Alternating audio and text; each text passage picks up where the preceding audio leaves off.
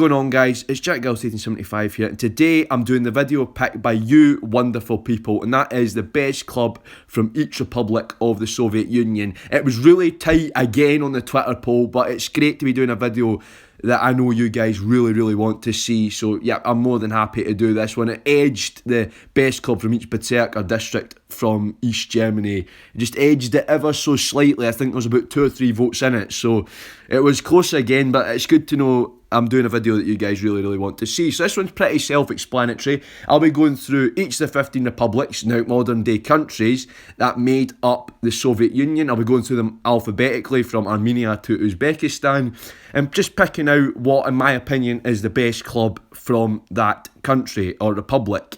So it'll be blended on historical significance of the club, like how historically successful they were. It'll also be based on modern day, sort of last 10 years as well, to get a really fair balance. Now, like I was saying, this is purely based on my opinion. For a few of the bigger republics like Russia and Ukraine and even maybe Belarus, there'll be a few disagreements about the clubs. So, yeah, like I'll say it at the end as well, there'll be a chance to get involved in the discussion. I always like to hear it from you guys. A lot of you engage the channel, and that's brilliant to see. So having said that, let's jump into going through the 15 republics and picking out the best clubs. Let's get it done. So we're going to start off in the Armenian SSR, or the Armenian Soviet Socialist Republic, and for Armenia I picked Ararat Yerevan. This was really a no-brainer for me, both historically and modern day. So historically, Ararat Yerevan were the most successful Armenian club within Soviet football, and were the only Armenian club to win the Soviet top league. Now, it was very rare for a non-Russian or Ukrainian or Belarusian club to win the Soviet top league. So for Ararat Yerevan to do that was absolutely massive. They were really successful within the Soviet Union, did well in the Soviet Cup, and also regularly flew the flag for the Soviet Union in European football as well, and actually flew the flag for Armenia within Soviet domestic football. Now, post-1991 and post-Armenia's independence from the Soviet Union, Ararat Yerevan have continued their success and domination of Armenian football. They regularly fly the flag for Armenia in European football. They sort of always do quite well in the Europa League, occasionally reaching the group stage. But you've got to remember, Armenian football doesn't have a lot of money in it, and it isn't what it used to be. Ever since the breakup of the Soviet Union, Armenian football has taken quite a bit of a nosedive. But Ararat Yerevan have been there. They've got some big financial backers, and yet they completely dominate Armenian football and are by far the biggest and most historic club in the country. So that was an easy choice for me. There you go, Ararat Yerevan. We're now going to move on to Azerbaijan. So for the Azerbaijani SSR, the Azerbaijani Soviet Socialist Republic, I picked Qarabag. Again, it was a bit of a no-brainer. I'm sure everybody's heard the name Qarabag before. They're regularly in the Europa League and Champions League, and actually do quite well and reach the Europa League round of 32 more often than not if they get a good group. So yeah, flying the flag for Azerbaijani football. Now, Azerbaijan was quite quiet within the Soviet football scene before the Union broke up in 1991, but post-1991, Azerbaijani football, due to a lot of oil money, has been on the rise, and Qarabag are by far the biggest and best team in Azerbaijan. It was a no-brainer again for Azerbaijan. Qarabag have got a lot of big wealthy backers within the Azerbaijani government and the Azerbaijani oil industry. They've dominated Azerbaijani football for the past 20 years, and yeah, like I said, regularly fly the flag for Azerbaijan on a European stage, well, regularly getting into the knockout rounds of Europa League, of course. We'll know Qarabag, they've caused some shock results in the past. They've upset Arsenal a few times, they've upset a few Scottish clubs before. So yeah, Qarabag for me, it was a no-brainer for Azerbaijan. Completely dominate the Azerbaijan Football League and Cup. I think they've done the double about 5 or 6 times in a row now. And they regularly fly the flag for not just Azerbaijan but the Caucasus in general in European football. Of course, Armenia, and then we'll cover it later on, Georgia, haven't done too well. But Azerbaijan, flush with cash, and Qarabag are the main benefactors of that. By far the biggest and best club in Azerbaijan.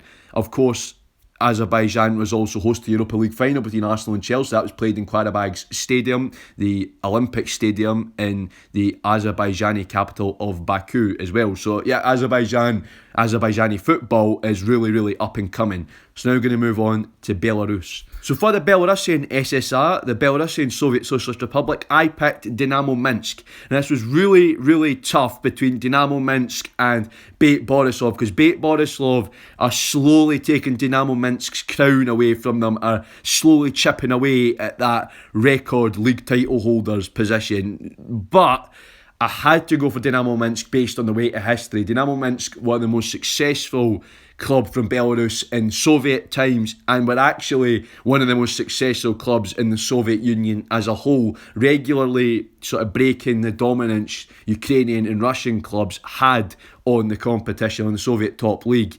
And they are one of the very few very successful clubs from outside Russia, Ukraine, and are actually, I think, the third or fourth most successful club in the Soviet Union in general as well. So Dynamo Minsk are a massive club, and whilst the sort of dominance of Belarusian football is slowly getting broken by Borisov and they're having their crown taken away from them, I think Dynamo Minsk, purely on the weight of history, have to be the biggest and best club from Belarus. They still have a lot of great players. I think they're unlucky in where they are now, and also they're the best supported team in the country as well by far. I mean, their average attendance is far outstrip Bate Borisov or Dynamo Brest, who are the two sort of bigger clubs behind them. So yeah, no brainer, had to be Dynamo Minsk for me, absolutely. We're now going to move on to Estonia. For the Estonian SSR, the Estonian Soviet Socialist Republic, I decided to go with FC Flora. Now, FC Flora were founded in 1990, just when the Baltic states were beginning to break off in the Soviet Union, and ever since 1990, ever since Estonia getting its independence and its own league, FC Flora have dominated Estonian football. They're by far the best supported club in the country. Coming from the capital Tallinn, they are by far the most well-funded club in the country. They've got the most money and they've got the best players, with quite a few Estonia internationals in the squad. So they provide most of the players for the Estonia national team. And they've just got a grip on Estonian football I don't think that's going to loosen anytime soon. And they regularly fly the flag for Estonia in European football quite well. Now, they've never qualified for a group stage.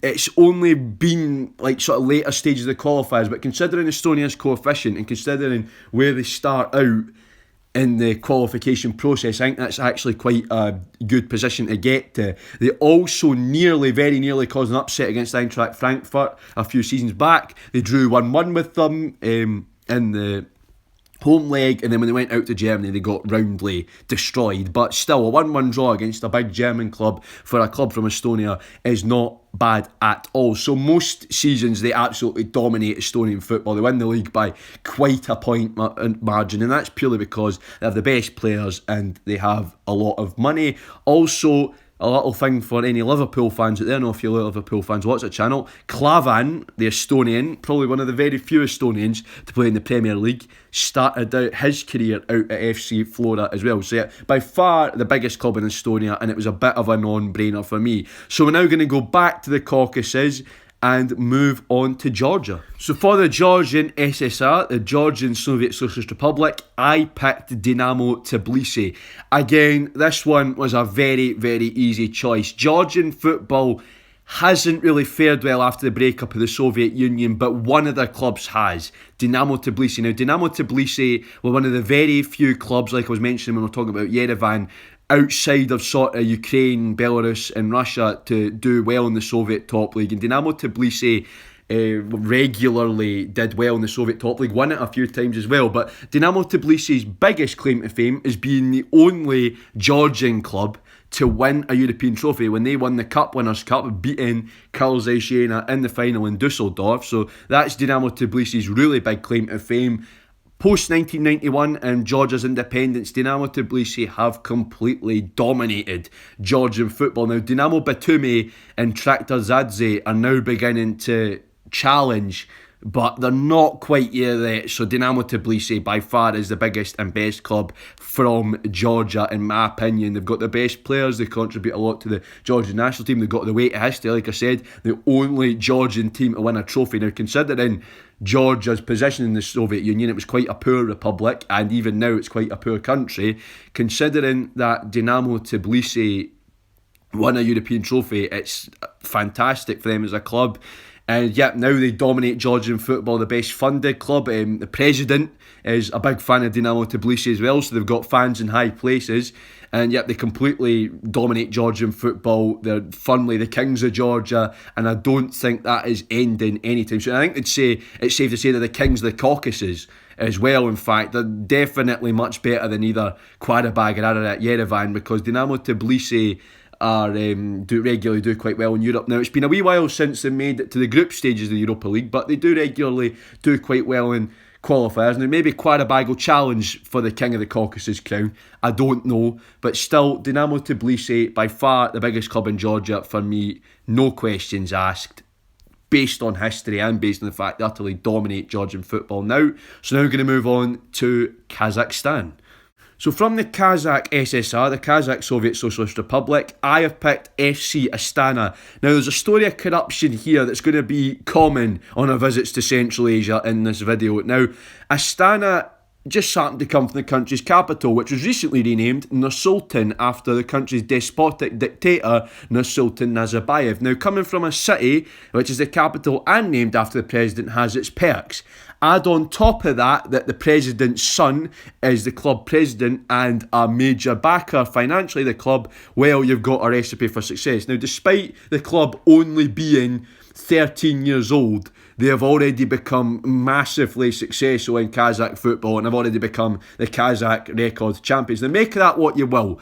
That's probably due to their dodgy connections in government and the fact that the autocratic dictator of the country just so happens to be a massive fan, and his son does a lot for the club and is the club president. Now, make of that what you will. And most of Kazakhstan's best players, plus a lot of good foreign players, play for Astana as well, whilst most of the other Kazakh teams, I'd say, are semi-professional. Now, in Soviet times, it probably would have been Shakhtar Karagandhi, but for me it has to be Astana due to the fact that they utterly dominate Kazakh football and just happen to be the best supported club in the country now as well.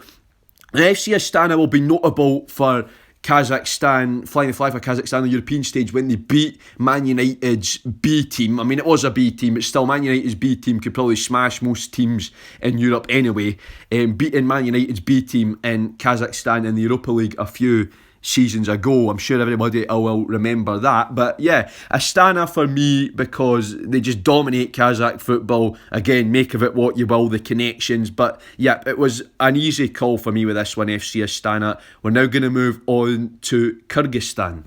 Staying in Central Asia, for the Kyrgyz SSR, the Kyrgyz Soviet Socialist Republic, I picked Durdoy Bishkek. Now, I'm very sorry if I murdered that pronunciation, but my Kyrgyz isn't quite up to scratch. I say my Kyrgyz is rusty. Now, as you guys might have guessed, Kyrgyzstan as a country, never mind its football league, is quite an obscure place. So it was pretty hard to find information on this club. Now, it seems they were relatively successful in the sort of Soviet era. Never played in the Soviet top league, but in the Soviet era under their old name, which they were used to be called Dinamo Bishkek.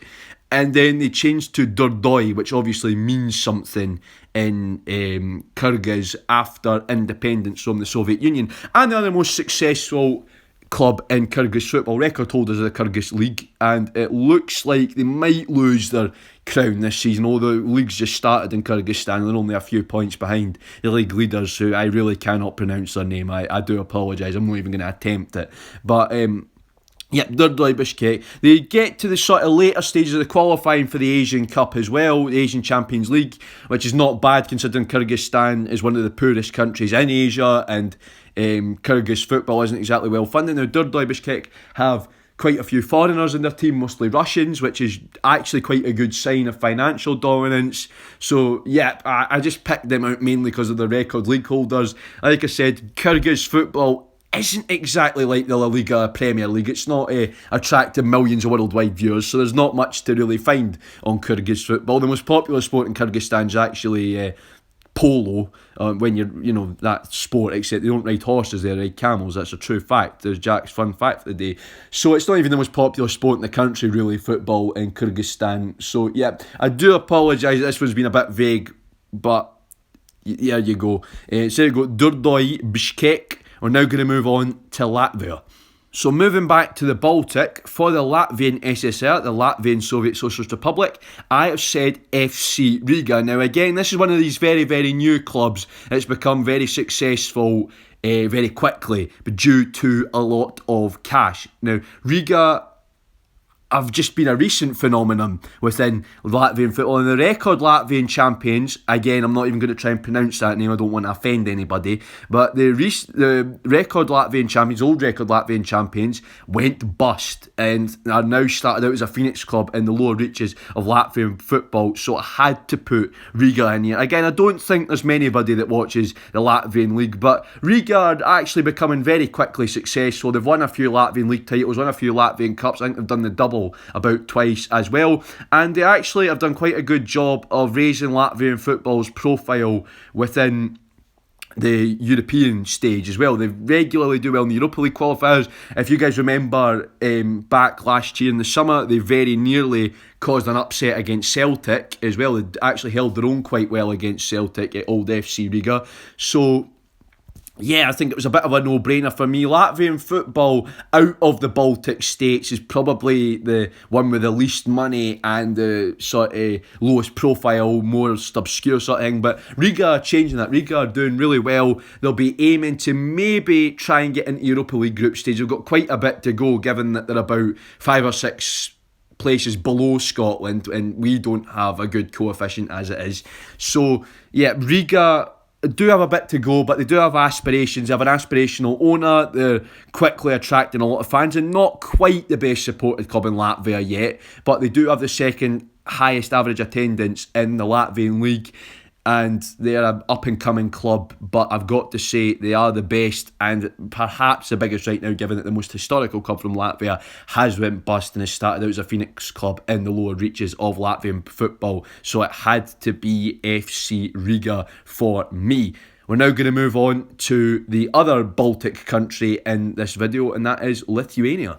So staying in the Baltic, for the Lithuanian SSR, the Lithuanian Soviet Socialist Republic, I picked Žalgiris Vilnius. Now I do apologise if I messed that pronunciation up. But anyway, Žalgiris Vilnius were founded in 1947 and were a surprise contender in the Soviet top league, regularly sort of broke into the top 6 in the Soviet top league, which is a surprise because Lithuania wasn't seen as politically favourable in the Soviet Union for complex reasons to do with World War II that I'm not going to go into in a football video. Anyway, Žalgiris Vilnius quickly became the most successful Lithuanian club within the Soviet Union, and like Ararat Yerevan or Dynamo Tbilisi, this dominance continued after Lithuania split away from the Soviet Union. Now, Žalgiris are the record Lithuanian champions. They look set to retain that crown this season pretty easily. I think they're about 11 or 10 points clear at the top of the table right now. In the Lithuanian League works like the Scottish League, there's a split. And they've regularly sort of flown the flag for Lithuania in European football. I think they've made the Europa League group stage once or twice, and they've actually done some decent showings in Champions League qualifying as well, which not too bad. I think it's a team that Rangers and Celtic have come across a few times as well, to reference it for my Scottish fans out there. But yeah, Žalgiris Vilnius are by far the best club in Lithuania, hands down. Most supported club, come from the capital, a lot of money, a higher percentage of foreigners in their squad, which again shows that there's a lot of money, and they do a lot of good recruitment. A lot of sort of Russian Premier League veterans come along to Žalgiris Vilnius as well and come to play in Lithuanian football, which is a good sign. And I'd say out of the Baltic states, Lithuanian football is probably the second best. Estonian football has got the most money. Lithuanian football is quite up and coming though, because it's Žalgiris. Now, for all my highbees out there, I'm saving the best fact about Žalgiris to last. This is where Slivka began his career. I'm sure that's a name all my fellow highbees will know very well. That's where a young Slivka began his career. Little did he know he'd be coming to the famous Hibernian not long after that, from the green and white team in the Lithuanian capital to the green and white team in the Scottish capital. So there you go, for all my highbees.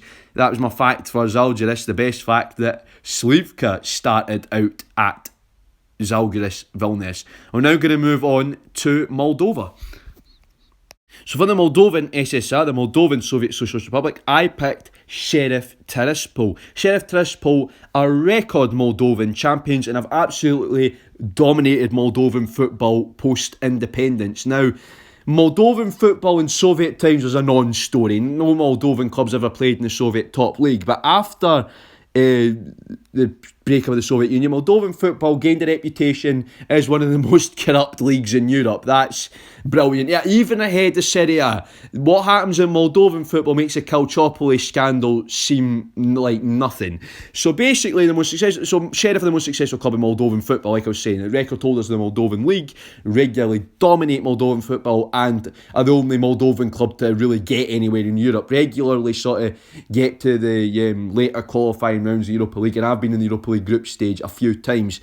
Now, they are owned by a very dodgy Russian businessman who may or may not give weapons to the Ukrainian separatists and to Transnistrian separatists in Moldova. The story of Transnistria is a video for another day because there is a football story linked to that. But basically, to cut a long story short, Sheriff Tiraspol play in Tiraspol, which is the capital of Transnistria, and away days involve crossing a border that doesn't technically exist to go into Moldova. But anyway, Sheriff are basically a big oil company, but they have loads of other interests as well. They own Tiraspol, and due to that fact, through probably quite a lot of corruption, they dominate Moldovan football. Now, when I talk about corruption, I don't just mean paying referees off.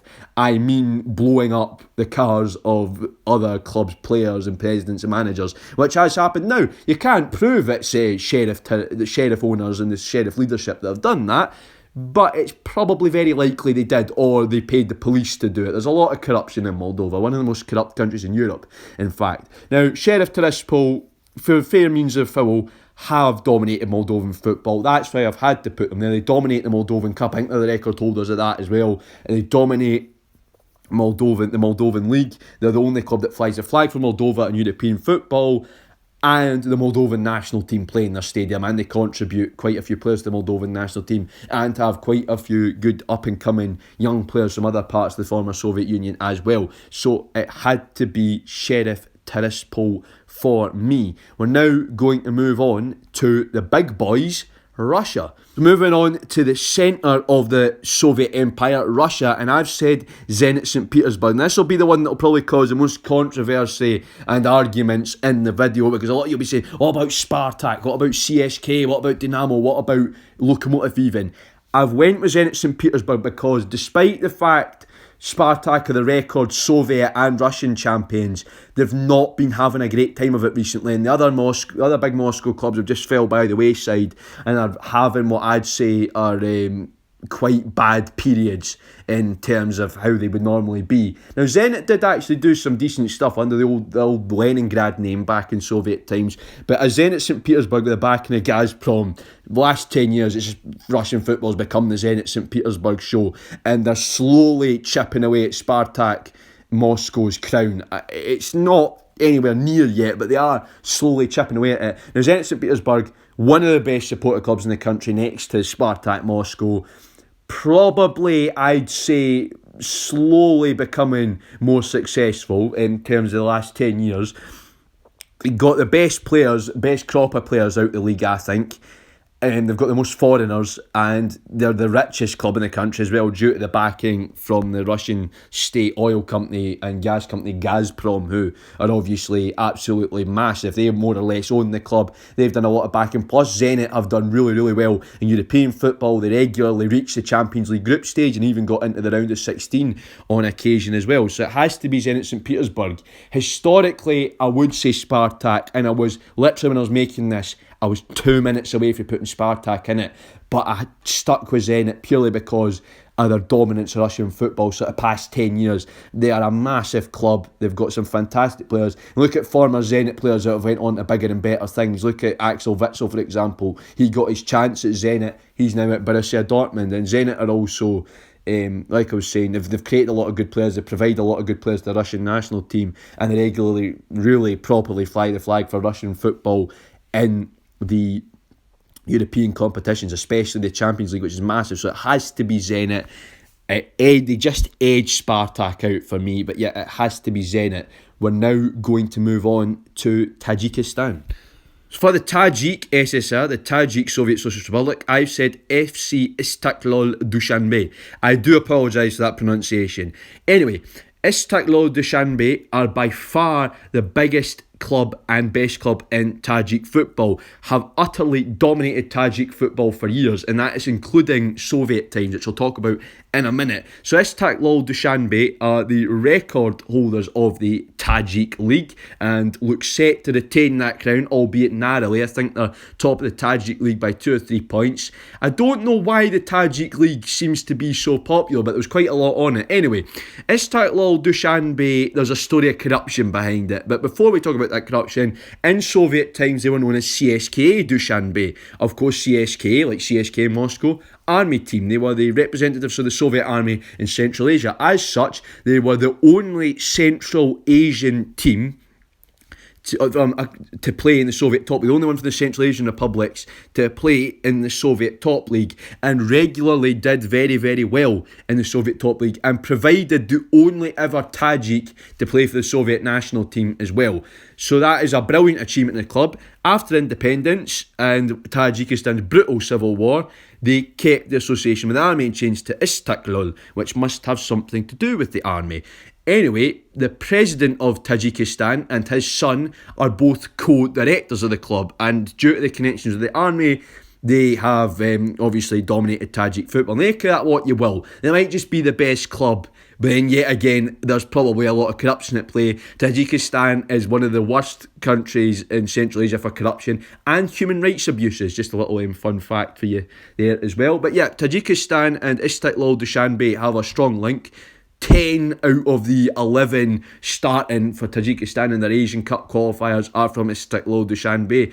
They also have quite a big crop of foreign players as well, which is very, very rare for these leagues in Central Asia, and they regularly do quite well in the Asian Champions League, and I think on occasion have even got into the quarterfinals as well, which is massive for a club from Tajikistan, considering Tajikistan isn't the richest country in the world. But yeah, I think there's probably another story of corruption there, much like FC Astana. Their association with Tajikistan's dictator isn't exactly going to help them any, is it? And but yeah, and the associations with the army as well. But yeah, a rich history Istiklal Dushanbe have, and by far the biggest and best club in Tajikistan, and do well in the Asian Champions League. So there you go. It was an easy choice for old Tajikistan. Had to be Istiklal.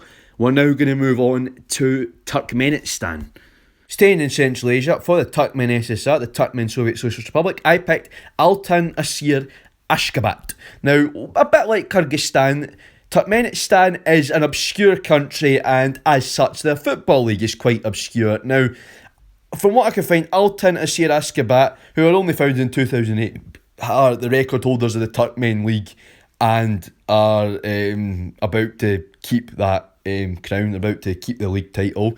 Couldn't find anything about Turkmen Cup competition, and I couldn't find anything about Turkmen football in Soviet times. But Altan Asir Ashgabat are the favourite club of dictator of Turkmenistan, President Gurbanguly. I'm not making that up, that actually is his name. President Gurbanguly, who is sort of a post-Soviet Kim Jong-un, and Turkmenistan is a bit of a Central Asian North Korea, that's how you could describe it. He is the club president, the sporting director, and also the head physiotherapist. Last one's a bit weird, but hey ho, dictatorships, the dictator can do whatever they want, and through that they seem to be absolutely dominating Turkmen football. Never qualified for the Asian Champions League, but hey ho.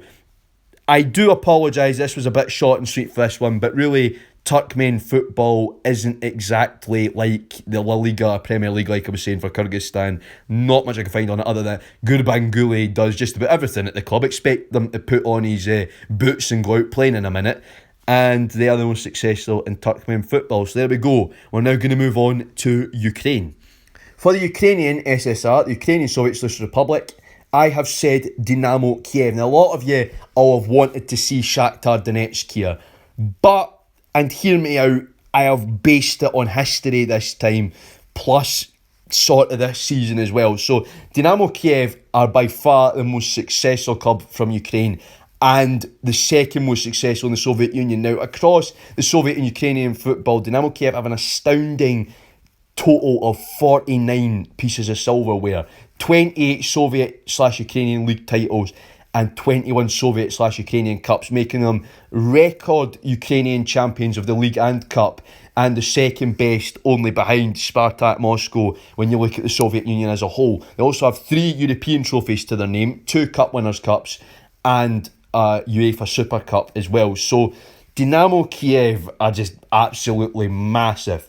And despite a brief period in the cold where Shakhtar Donetsk had begun to dominate, Dynamo Kiev have now come back this season. They're looking to storm their way to Ukrainian league title and reclaim their crown. They're the best supported club in the country. The war in Donetsk has served in Dynamo Kiev's favour because it's really affected Shakhtar Donetsk. Now, while Shakhtar Donetsk are the better club in Europe now, again, you can't ignore that history. So for me, it had to be Dynamo Kiev. Plus, we've got a really exciting squad this season. Players like Tsagnov and everyone who are attracting interest from really big clubs like Real Madrid and everything. It's got to be Dynamo Kiev. Biggest club from Ukraine. Despite a brief period in the cold, Shakhtar and Zorya Luhansk started dominating Ukrainian football. Dynamo Kiev are back. And just the weight of history, the fact that they're the second most successful club in the Soviet Union as a whole is just a major pulling factor here for me as well. So yeah, it had to be Dynamo Kiev.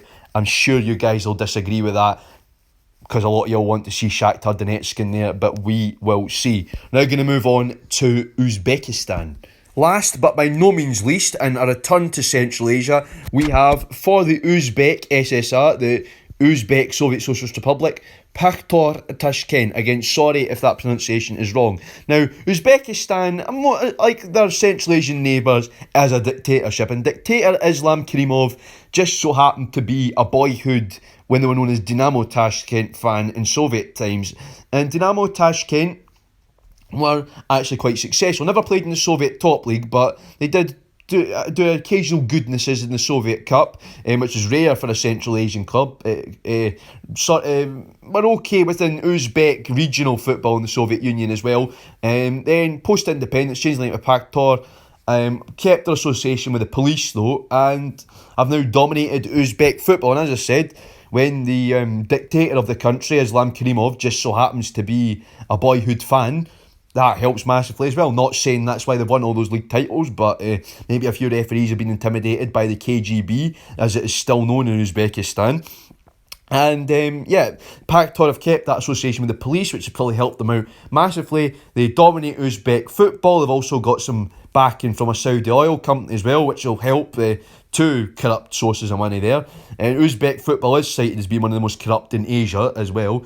But they do well in the Asian Champions League despite being chucked out of it twice for financial irregularities. They have regularly got into the sort of knockout rounds. They do well against the big Chinese and South Korean clubs who tend to dominate the Asian Champions League. So yeah, Pakhtor Tashkent are the best supported club in the country as well. Now, there's an argument for Lokomotiv Tashkent or Dynamo Samarkand, but I do think because the record league title holders and the fact that the president supports them and the fact they've got a lot of money and the fact that they're going to walk the league this season is in there. Dynamo Samarkand and Lokomotiv Tashkent, both mysteriously, due to the fact they dare challenge the president's club, have ended up in the lower reaches of Uzbek football, so I can't really include them. But yeah, it had to be Pakhtor Tashkent for me, absolutely. So having said that, that's us done with our republics. Let us move on to the outro.